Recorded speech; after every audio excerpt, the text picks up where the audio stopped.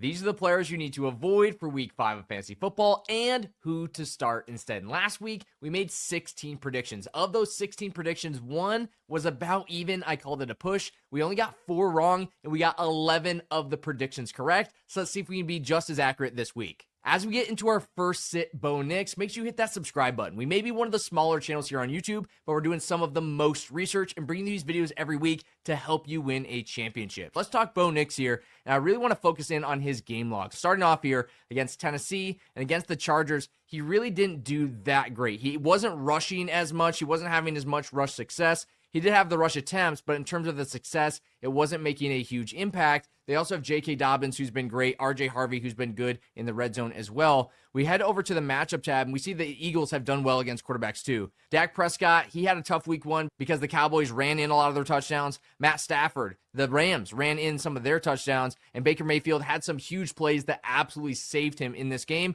I think the Eagles are getting to their stride back again. They're coming off that Super Bowl, and this is a pretty tough matchup for Bo Nix. I'm going to leave him on the bench this week because I think there's a lot of other good options. Great options like Justin Fields, and he really came back to life in this game against the Dolphins, even though he didn't have the best week 2 against Buffalo. But week 1, absolutely insane. Week 4, great as well. The thing I love about this is his matchup, and we see that his matchup this week has been allowing major points to quarterbacks. 24 points to Hurts, 31 points to Russell Wilson, 29 points to Caleb Williams, 26 points to Jordan Love. Playing the Cowboys is a quarterback's dream this season. With his rushing ability, the Cowboys just haven't been able to stop defenses, so I'm locking in Justin Fields. But I would sit Jackson Dart against the Saints, and they're not as good a matchup as everybody might think or everybody thought at the start of the season. He played his first game this week against the Chargers, did pretty well, but only had 111 pass yards. Malik Neighbors is also down with that ACL injury, taking away one of his top downfield weapons. He did have 54 rush yards and have a rushing play called back, but I am worried about overall the rushing in this matchup because we look at what his opponent has done so far.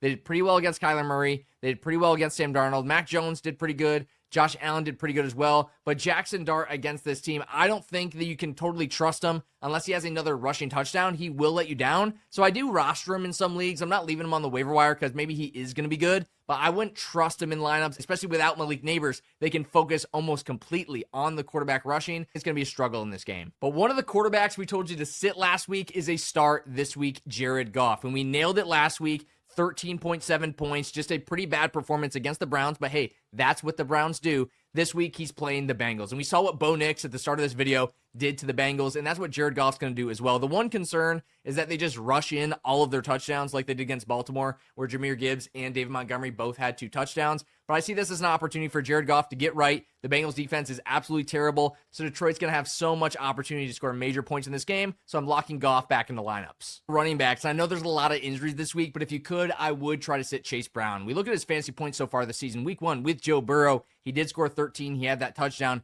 but since then, pretty much unstartable. His yards per carry in some of these games have been under 1 yard per carry, and this week they're facing a tough Lions team. The Lions defense has been getting better and better every single week. Last week, they faced Quidshot Junkins. They did a pretty good job against him, and he's a much more powerful back. That's what you need, and you need a much better offensive line to succeed against the Lions. I don't know if the Bengals score a touchdown in this game. They really struggled in their last game as well. Jake Browning, this offensive line, it's just too terrible for Chase Brown to go into starting lineups. But I would start Woody Marks. And one of my favorite things that we saw coming here in the Walter Picks app is you look at his snap percentage every single week, increasing.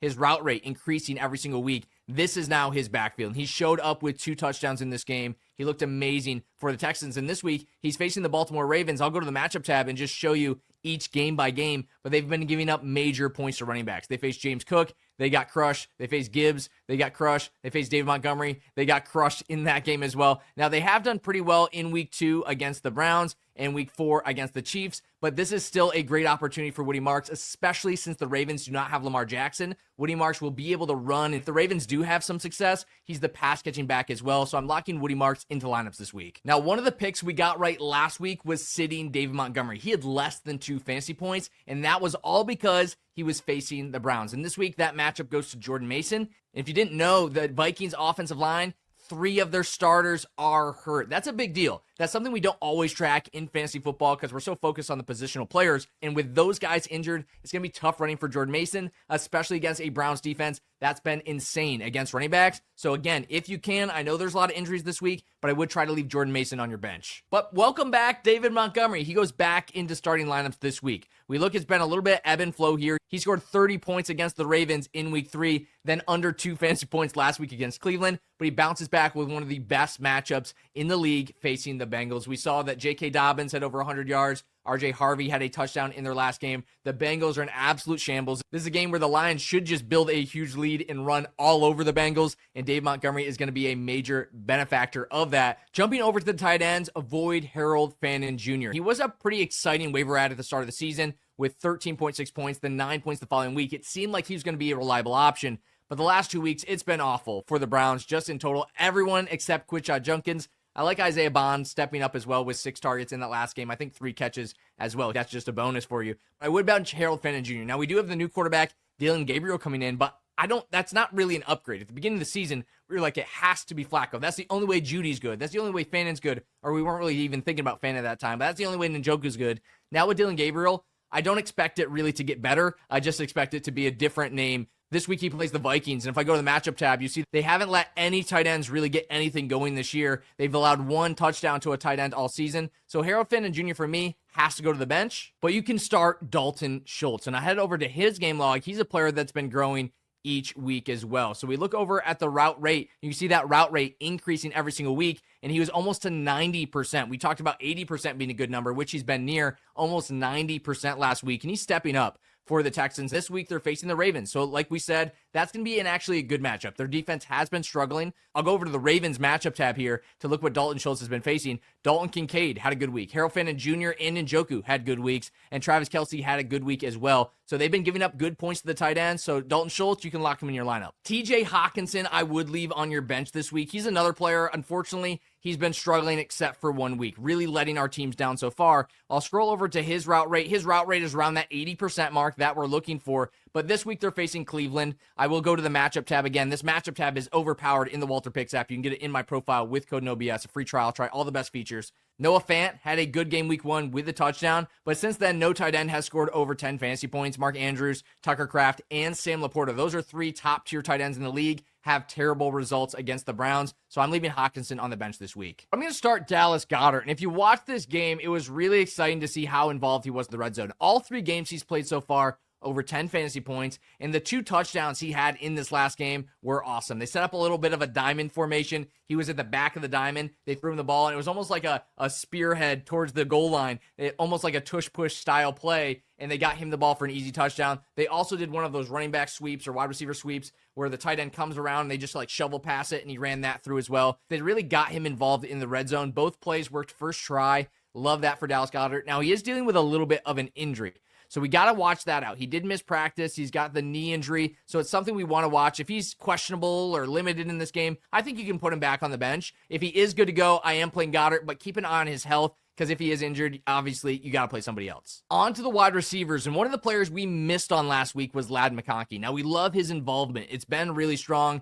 We look at the route rate, around 90%. That's an elite level. The target's not bad either, but it's just not leading to good fantasy points yet. So for me, I'm done letting Ladd burn my teams. I'm leaving him on the bench until he has that first good week. Hopefully that means we will only miss 1 time, because after he comes back, gets back involved in the offense, has that big week, I think that confidence will be there and he'll keep performing well. But until that happens, Ladd McConkey, I think we leave him on the bench. Favor of other players like Chris Olave, who's been pretty consistent all season long. 12 points, 11 points, 15 points, 10 points, even a tough game against Buffalo. We look at the route percentage, 100% in week 2, 90%, 90%. That is an elite level. Didn't have the most targets against the Bills. They were really trying to shut him down. We saw 13, 10, 14 weeks 1 through 3. Love that target percentage for Chris Olave. And this week they have a great matchup against the Giants. We head over to the matchup tab, which is so useful now that we have a 4-game sample size. And you'll see every single week wide receivers are popping off against this team. So Chris Olave for me is a solid start this week. Jerry Jeudy is also a sit for me. We did talk about Harold Fannin Jr. earlier. And again, switching to Dylan Gabriel,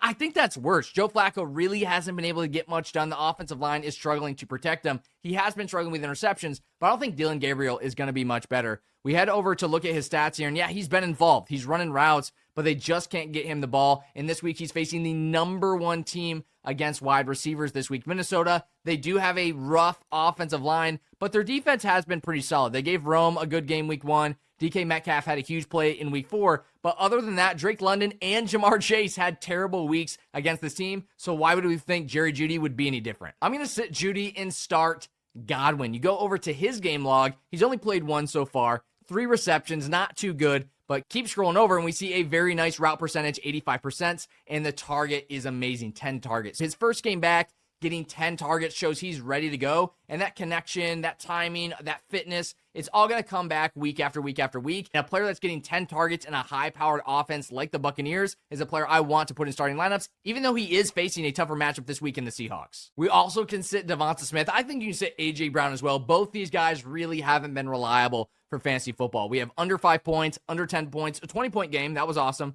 Then under 5 points again. And this week they're facing Denver, a pretty tough matchup. We go over to his targets. He only had 2 targets in week 4. They simply really don't need these guys to perform. Jalen Hurts and Saquon and Goddard, they just have too many options on this team. And they're passing, they're playing it safe, and they're winning games. They are 4-0 with A.J. Brown barely being involved, with Devonta Smith barely being involved. So both these guys, I think you can leave on the bench. And I'm telling you, every single time they have a big week, you have to try to sell high. This 20-point week, it was a fluke. That's what we see with A.J. Brown and Devonta Smith. This team is not going to be passing every single week. And we look at the schedule. They play the Giants twice. They play Dallas. They play Chicago. They play the Raiders. They play the Commanders. These are teams that have been really struggling. These are good matchups for the wide receiver, but the Eagles are going to crush these teams. They simply won't need to pass. They take care of the football. They win football games. That's how they do it. They've been doing an amazing job of that all season long. I think Devonta Smith, you leave him on the bench in his first big game, try to cash in and trade him for a more consistent piece. Now, a player I love to start this week is Xavier Worthy. Maybe his points per game don't look great just because he played a little bit week 1 before getting hurt, but last week, 17 fantasy points, 5 catches, 83 yards. He's been a top option in this 1 week that he's been there, and this week they're facing Jacksonville. That's been a pretty good matchup for wide receivers. And Rashee Rice, he's still out. He's coming back week 7. He's still serving that suspension. Xavier Worthy, he's going to have the majority of targets in this high-powered offense that's looking really good now that he's back. Drop any of your start-sit questions down in the comments. I'll be answering those, and hit that subscribe button to get this on your feed every single week.